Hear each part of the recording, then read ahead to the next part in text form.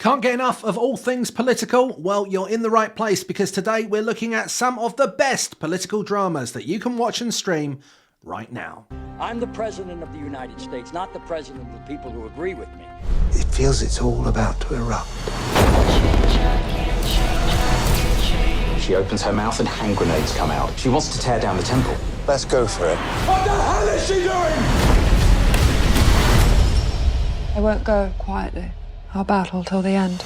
The Crown is a show that features a huge amount of politics. Although it is concentrated on the reign of Queen Elizabeth II, much of what goes on in The Crown is about the big events that happen through the country and across the world during her very long reign. We need some good news to announce. I'm concerned about the lack of transparency. It could just look like jobs for the boys. What do you think, Dom? Our focus groups show that people will accept a lockdown if we support them financially. There are many who will say Michael Winterbottom's This England was made too soon because it is all about the first few months of the Boris Johnson premiership in number 10, which of course you all know was completely overshadowed by the COVID-19 pandemic and the way that that changed Britain and the world. 4.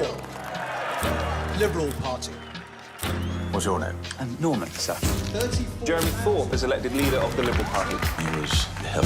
You're the youngest man to lead a British political party in more than a century. Careful now, I'm not sure any boy's worth ending up in prison for.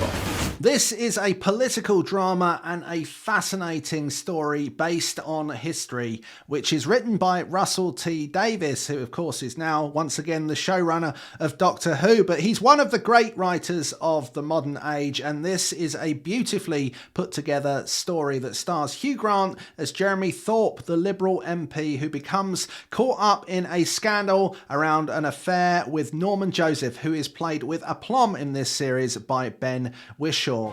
I will not voluntarily put on the chains of France while I am struggling to throw off those of Great Britain. To the revolution.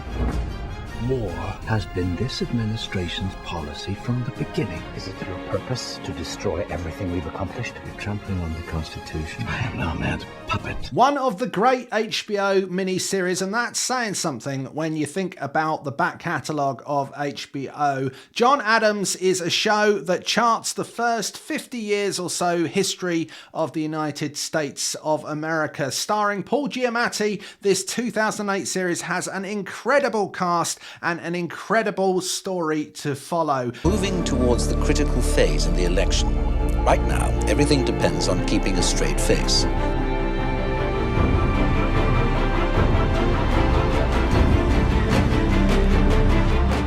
In the 2010 Scandinavian drama was absolutely top of its game, and DR, the Danish public broadcaster, were making some fantastic television. Borgen came after The Killing, the show that absolutely took the world by storm and was actually remade for an American audience too. Borgen actually is a colloquial name in Denmark for the Christiansborg Palace, which is where all three branches of the Danish government sit. This follows the story of a centrist politician from a minor party who goes on against the odds to become the first female Prime Minister of Denmark.